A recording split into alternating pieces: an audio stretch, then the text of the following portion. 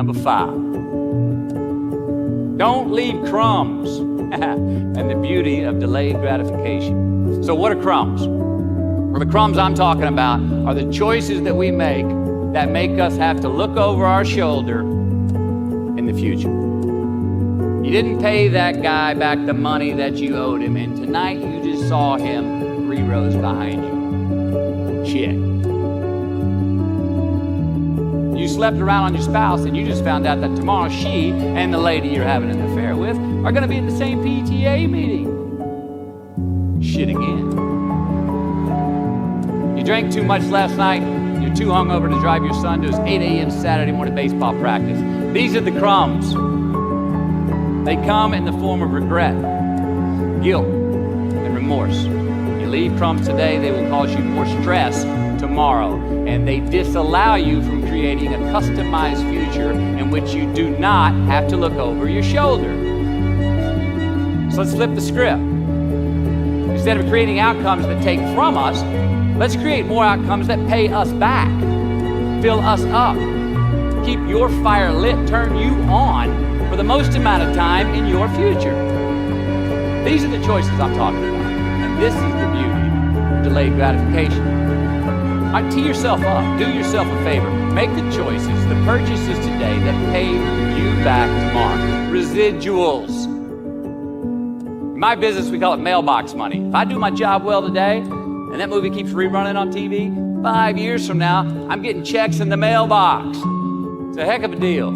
So whether it's prepping the coffee maker the night before, so all you got to do is press the button in the morning, or getting ready for the job interview early so you don't have to cram the night before, or choosing not to hook up with that married woman because you know you're going to feel horrible about it tomorrow, and her husband carries a gun, or paying your debts on time so that when you do see that guy 3 rows back tonight, you don't have to hunker down in your seat hoping that he don't see you. Get some ROI. You know what that is? Return on investment. Your investment. You. Customize your future. Don't leave crumbs. Number 4, define success for yourself. Now check this out. I'm in south of New Orleans a few years ago, and I went to a voodoo shop. And they had this wooden partition against the wall, these columns. And in these columns were all these vials of these magic potions, right? And the headings above each potion defining what they would give you were things like fertility, health, family, legal help, energy, forgiveness, money. Guess which column was empty?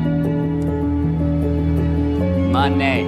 Somebody please tell me where else you're gonna have this much fucking fun?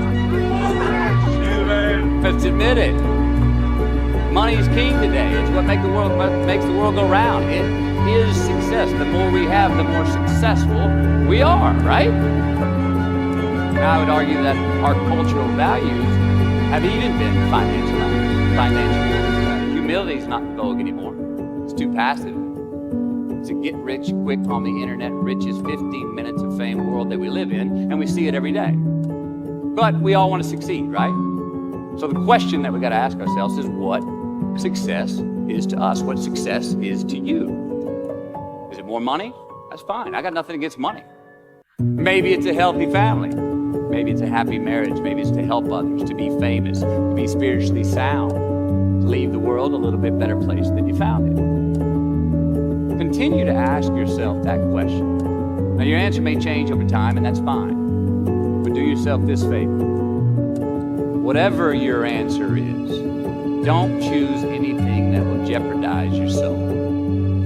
Prioritize who you are, who you want to be, and don't spend time with anything that antagonizes your character. Don't drink the Kool-Aid, man. It tastes sweet, but you will get cavities tomorrow, all right? Life is not a popularity contest. Be brave, take the hill, but first answer that question, what's my hill? So, for me, how do I define success? For me, myself. For me, it's a measurement of 5 things. We got fatherhood.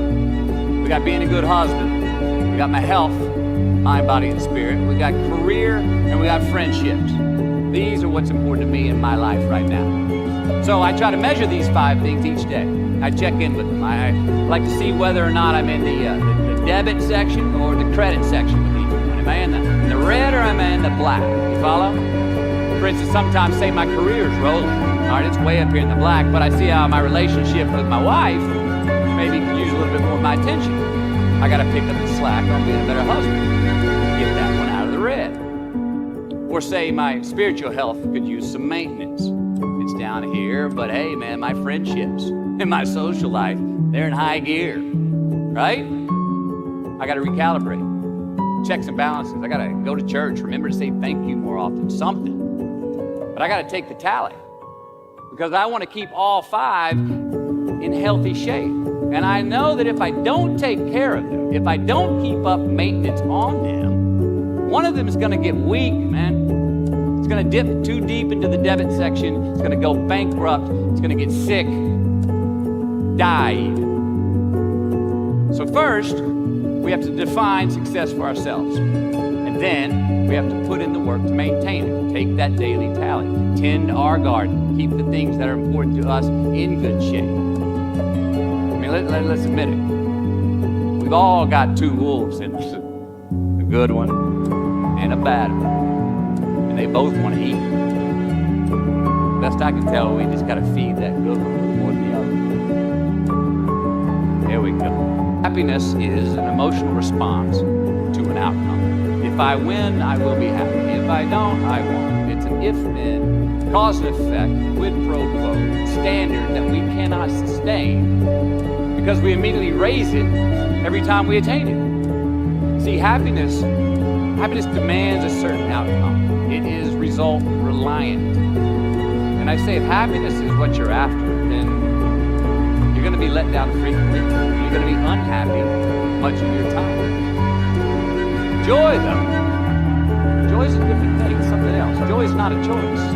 It's not a response to some result. It's a constant. Joy is the feeling that we have from doing what we are fashioned to do, no matter the outcome. Now, personally, as an actor, I started enjoying my work and literally being more happy when I stopped trying to make the daily labor a means to a certain end. For example, I need this film to be a box office success. You know, I need my performance to be acknowledged. I need the respect of my peers.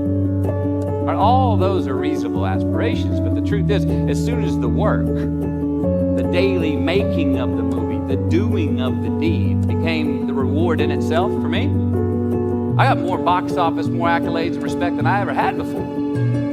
See, joy is always in process. It's under construction. It is in constant approach, alive and well in the doing of what we're fashioned to do and enjoying it. Number 2, unbelievable is the stupidest word in the dictionary. It should never come out of our mouths. Think about it. To say, oh wow, what an unbelievable play. It was an unbelievable book, an unbelievable film, an unbelievable act of courage. Really? It may be spectacular, it may be phenomenal, most excellent or outstanding, but unbelievable? Give others and yourself more credit. It just happened. You witnessed it. You just did it. Believe it. What about the other side of unbelievable? You know, that side when we humans underperform or act out of our best character. For instance, man flies a suicide jet to the World Trade Center. Millions die from diseases every day that we have cures for. Bob the Builder swears that he's going to have your house built by Thanksgiving and you can't move in until Christmas the next year. Our best friends lied to us, and we lie to ourselves all the time. Unbelievable? I don't think so. Again, it just happens, and it happens every day. Nothing that we Homo sapien earthlings do is unbelievable. And if there's one thing you can depend on people being, it's people. So we shouldn't be surprised. We, us, are the trickiest mammals walking the planet. I'm not worried about the monkeys. I'm worried about you and me. Number 1, this should come up on the Jumbotron. Life's not easy. Is it up there? Life is not easy. It is not. Don't try to make it that way. Life's not fair. It never was. It isn't now, and it won't ever be. Do not fall into the trap, the entitlement trap, of feeling like you're a victim. You are not. Get over it and get on with it. And yes, most things are more rewarding when you break a sweat to get them.